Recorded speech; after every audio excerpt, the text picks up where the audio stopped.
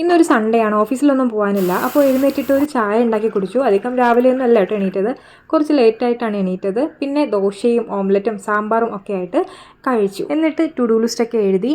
എല്ലാ ഡേയ്സും ഞാൻ എഴുതാറുണ്ട്. ഓഫ് ഡേയ്സിൽ കറക്റ്റായിട്ട് എഴുതിയിട്ടുണ്ടാവും. ചില വർക്കിംഗ് ഡേയ്സിലൊന്നും എഴുതാണ്ട് ഒന്ന് റെസ്റ്റ് വേണമെന്ന് തോന്നി അങ്ങനെ വിട്ടു പോകാറുണ്ട്. ചിലപ്പോൾ എഴുതിയിട്ട് ഒന്നും ചെയ്യാൻ പറ്റാണ്ടും ഇരിക്കാറുണ്ട്. അങ്ങനത്തെ ഡേയ്സൊക്കെ നോർമലി ഉണ്ടാവാറുണ്ട് കേട്ടോ. പിന്നെ ഒരു കൊറിയർ വന്നിട്ടുണ്ടായിരുന്നു നൈക്കിയിൽ നിന്ന്. ഡോട്ട് ആൻഡ് കീയുടെ ഒരു സൺസ്ക്രീനാണ്. ഇത് ഫസ്റ്റ് ടൈമാണ് ഈ ഡോട്ട് ആൻഡ് കീയുടെ പ്രോഡക്റ്റ്സ് ഒന്നും ഇതുവരെ യൂസ് ചെയ്തിട്ടില്ല. ഡോക്ടർ പ്രിസ്ക്രൈബ് ചെയ്തിട്ടുള്ള ഒരു സൺസ്ക്രീനാണ് ഞാൻ ഇതുവരെ യൂസ് ചെയ്തുകൊണ്ടിരുന്നത്. ഇത് ഞാൻ വെറുതെ ഒന്ന് മേടിച്ചതാണ്. എന്തായാലും ഞാൻ തിരിച്ച് അതിലോട്ട് തന്നെ പോകാനാണ് ചാൻസ്.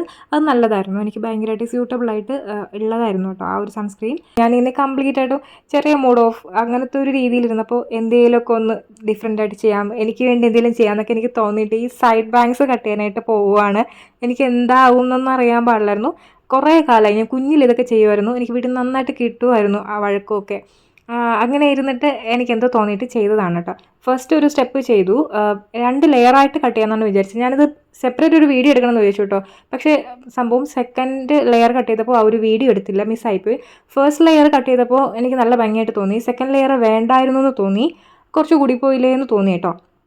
പക്ഷേ സെക്കൻഡ് ഡേ തേർഡ് ഡേ ഒക്കെ ആയപ്പോഴത്തേക്കും എനിക്ക് നന്നായിട്ട് ഇഷ്ടമായി. എനിക്ക് ഭയങ്കര നല്ല രസമായിട്ട് ചേരുന്നുണ്ട് എന്നൊക്കെ എനിക്ക് തോന്നിയിട്ടുണ്ടായിരുന്നു കേട്ടോ.